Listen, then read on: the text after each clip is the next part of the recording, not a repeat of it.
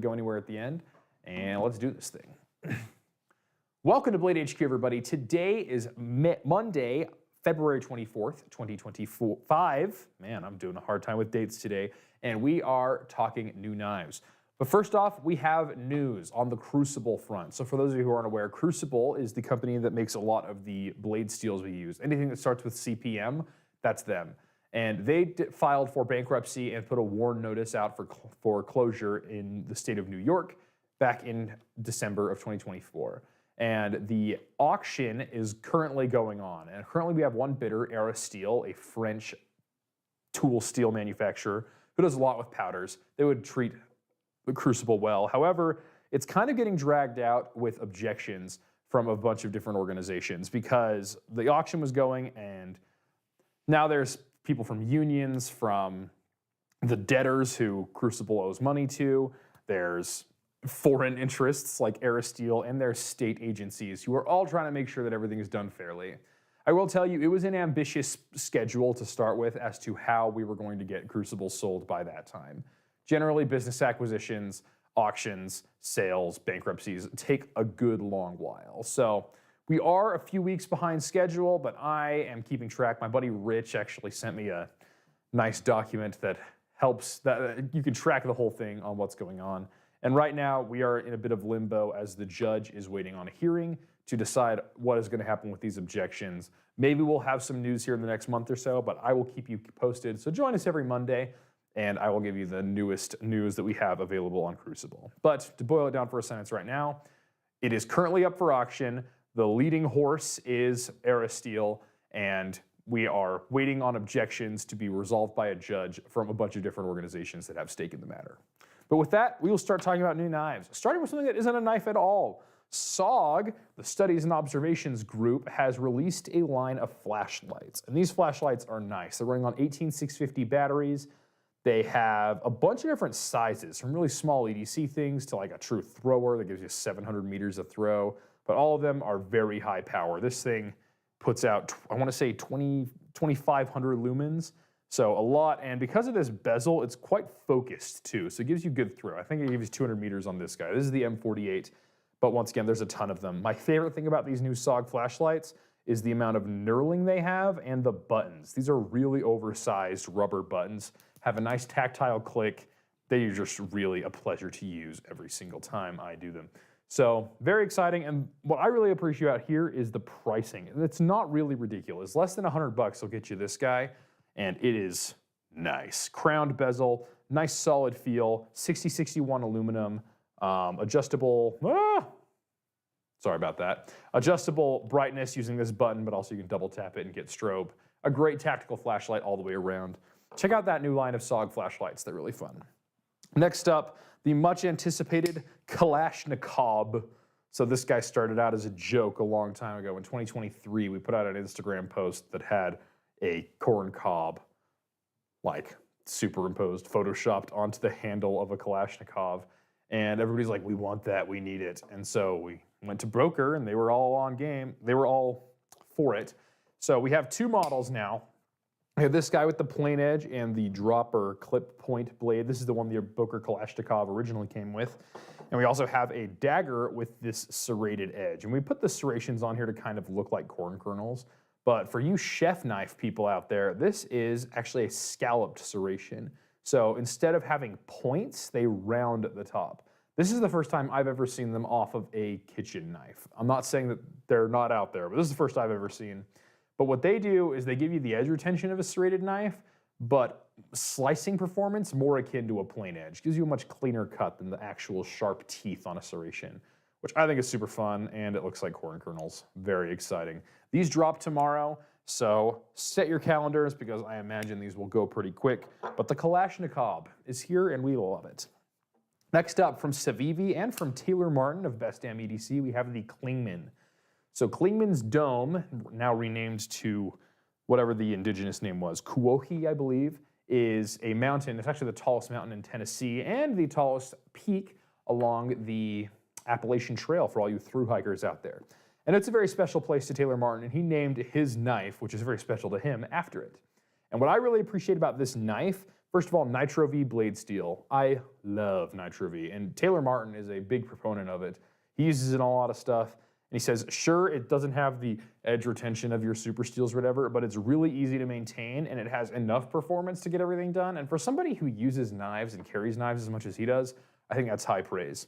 And it also has a lot of touches that I think you knife nerds will love. First of all, a nice, deep, slicey hollow grind, giving you a very thin edge. It has a very subtle front flipper, and one that you might, if you didn't know what you were looking for, you might just assume it was a part of the blade, but that gives you a nice front flip, or the thumb stud, if you prefer. A very snappy action, and it comes in a bunch of different micarta flavors and a black blade as well. Really ergonomic handle. What I like is this doesn't remind me of anything per se. Like, it is a clean knife. It looks like you'd see this and you know, like, oh yes, that is a conventional knife, but it also has a very original design. And I really appreciate that Taylor took the time to really flesh out something that was distinctly his, but not so out there people wouldn't carry it. Very exciting. The Clingman will go for $60.95 or a little bit more for some of the other variations. Next up from CIVIVI, we have the Elementum slip joint. So we talked about this one before, but this one's special because it has this, what they're calling ocean resin handle. And I think this might be the most beautiful handle material I've ever seen on a CIVIVI. It really just looks like ocean waves crashing on a shore. Very pretty indeed. But other than that, it's the same CIVIVI Elementum slip joint you know and love. Half stop, stop pins in the middle, so you're not gonna end up chipping your edge on the back spring or anything. But it's nice, and it's legal in a lot of places. I do hope this handle material makes its way across the Elementum family in the future, though. Next up from we have the Epaulette. This is a Gavco design, and what I think is really fun about this is it looks really like EDC friendly. Like, it has a design that's a bit out there, something that really grabs the eye. But when you put it in the hand, this just feels like a skinning knife to me. I want to go and take apart an elk or something with this guy because of how deep and slicey this edge is. But you could do that, or you could just carry it every day and it would probably work just as well. Very exciting. Also, I looked up what an epaulette is. So if you ever see the old Disney movie Cinderella, where the prince has those caps on his shoulders with little tassels coming off, those are epaulettes. They are sort of a military honors sort of, not necessarily honors, but a military uniform style of thing. And this is named after them, the epaulette. It's also a really fun word to write in cursive. Next up, we have from the Zenthra. This is a really fun one. It has, I want to say aluminum or titanium. If it's titanium, they've milled a lot and it's very light. It's lighter than any titanium I felt. And a carbon fiber onlay on the top. Little frame lock, sub-frame lock, liner lock almost, where the onlay forms a over travel stop. So over travel stops are important on frame locks because sometimes if you push them too much, you can bend them out and you'll lose all detent force, and sometimes it won't even lock up. So an over travel stop is a good thing to have, and I love the way it was integrated here because it just is seamless. A very clean knife, a thumb stud and flipper opener, M390 blade, and a nice Warncliffe tip for all of your EDC work. A very handsome knife. I do like this one quite a bit, the Zenthra. These go for $277.95. Last from the CIVIVI SENCUT family, we have the SENCUT Regnator, I'm not sure. This is my favorite SENCUT to date, and I'm not afraid to say it. It's got just the right size of handle. We have a G10 overlay on top of a bunch of different color options, and my favorite thing on this 9CR18 MOV blade is its deep, slicey hollow grind. This is going to be an EDC cutting powerhouse. And because its edge is going to be so thin, it's going to be nice and easy to sharpen as well. And best of all, its price, $39.95, gets you a really clean, well-designed EDC knife from SENCUT. Next up, GiantMouse is coming back with the Farley series. So I want to say the original Farley came out in 2022, but now we have the Farley V2, which comes in a couple of different flavors, but the big news is a bolster. So we have a metal bolster, and this one's got carbon fiber, and we also have a brass and green micarta. These have LMAX blades and a really nice crowned back spring. So it's going to give you great ergonomics, good looks, just a great EDC slip joint. And I love that we're moving in a direction where slip joints are sort of becoming more mainstream in the everyday carry knife world, because slip joints do have a lot of value for their legality, for their political correctness. They're not really scary knives, but they're still very useful. Very exciting from GiantMouse.